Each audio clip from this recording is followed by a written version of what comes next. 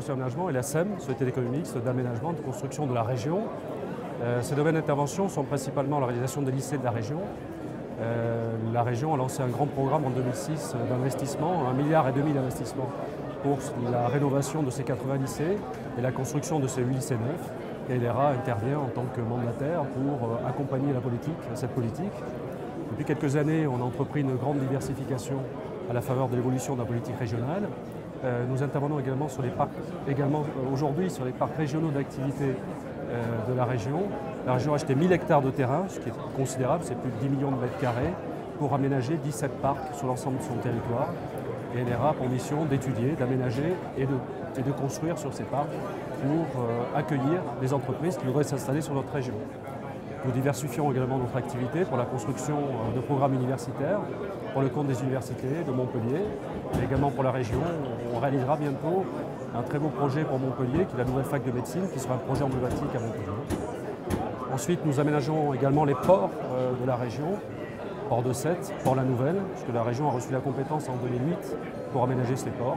Elle investit 200 millions sur chacun des ports, et donc on est l'acteur pour la région pour ces aménagements. Et puis dernièrement, nous intervenons également en aménagement urbain. L'aménagement urbain, notamment pour l'aménagement de la ville de Sète et toute l'entrée de ville de Sète, qui est évidemment en lien avec le développement du port. Il y aura là bientôt plus de 4000 logements, et donc nous travaillerons pour faire le master plan de toute l'entrée de ville de Sète. Tout d'abord des lycées qui sont emblématiques. Alors avant de parler des projets d'avenir, je voudrais juste vous parler du lycée que nous venons de livrer à la dernière entrée universitaire, qui est le lycée hôtelier de Montpellier, qu'on a appelé Georges Frêche, bien sûr, en souvenir du président de la région qui a tant porté pour cette région. Ce lycée sera un véritable faisceau magnifique pour cette région. Ensuite, nous avons des lycées très importants également, notamment à Sérignan, un lycée qui va répondre à toutes les caractéristiques de bâtiments environnementaux. Et ensuite, nous avons bien sûr l'aménagement des parcs régionaux d'activité, qui est un des vecteurs très importants pour cette région, vecteur de développement économique, car notre objectif, c'est vraiment de créer des emplois.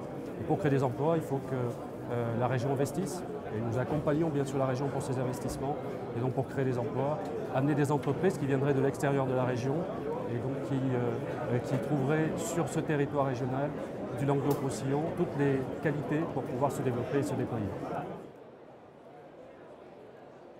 Alors pour nous, c'est évidemment le fait d'avoir le congrès des EPL à Montpellier, c'est vraiment quelque chose de très important. Nous avons d'ailleurs fait un très beau stand pour la région avec tous nos collègues entreprises publiques locales de la région Languedoc-Roussillon.